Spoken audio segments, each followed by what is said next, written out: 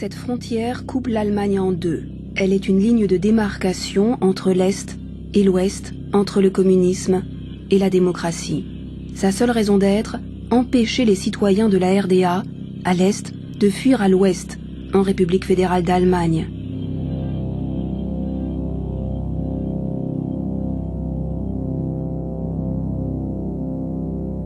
Berlin, situé en pleine RDA, est divisé en 4 secteurs à la fin de la Seconde Guerre mondiale. Depuis 1961, les secteurs occidentaux sont verrouillés par une frontière de quelques 155 km de long, le mur.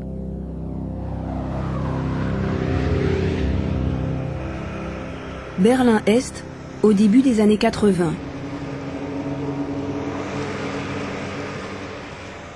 Cette rue s'arrête à la frontière avec Berlin-Ouest. Il faut des autorisations spéciales pour se rendre ici. Par exemple, pour visiter le cimetière, côté gauche. Depuis la construction du mur, il se trouve en zone frontalière. Les barrages proprement dits commencent ici. Au-delà, on risque sa vie.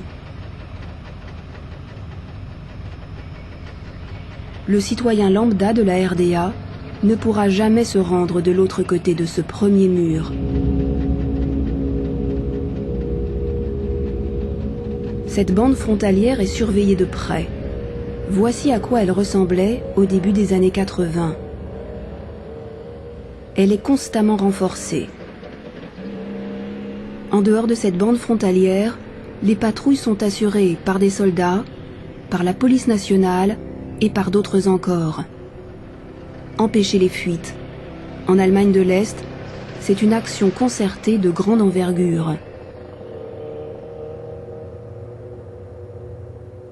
Ici, 2 soldats surveillent un secteur de 200 mètres. Pour l'ensemble de Berlin, les troupes gardes-frontières comptent environ 12 000 hommes. L'obstacle suivant, la clôture de détection. Il suffit de la toucher pour déclencher une alarme silencieuse.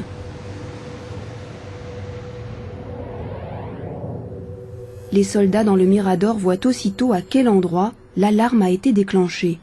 Le fugitif ne se rend compte de rien, alors que les gardes l'ont déjà repéré. De leur Mirador, ils peuvent prévenir d'autres gardes-frontières.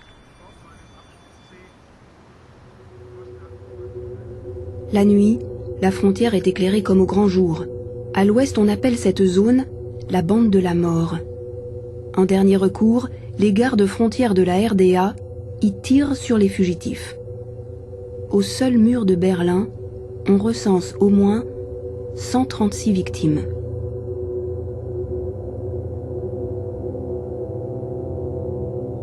Située dans la zone frontalière, l'église de la Réconciliation. Le mur la coupe de sa paroisse, qui se trouve pour l'essentiel dans l'ouest de la ville. En 1985, le régime est-allemand l'a fait dynamiter. Une des raisons avancées, elle entrave la visibilité sur la frontière.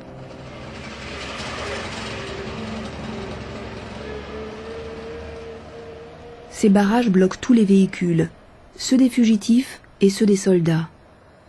De l'autre côté, un paillasson hérissé de pointes de 14 cm est mis en place. Les gardes-frontières est-allemands l'appellent le plancher d'asperges. À l'ouest, on le surnomme la pelouse de Staline. Dans ce sable régulièrement lissé, chaque fugitif laisse des traces bien nettes. Et voici le mur de Berlin, tel que nous le connaissons.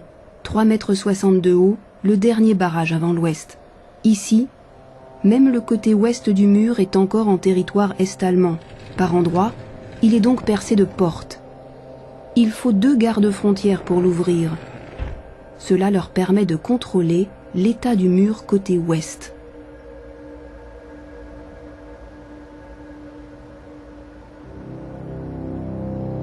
À certains carrefours, l'armature du béton n'est pas soudée. En cas de guerre, des points de rupture sont censés faciliter le passage des chars à l'ouest.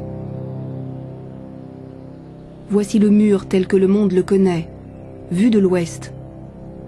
Ça et là, des plateformes mises en place à l'origine pour la police de Berlin-Ouest, puis rendues accessibles aux touristes.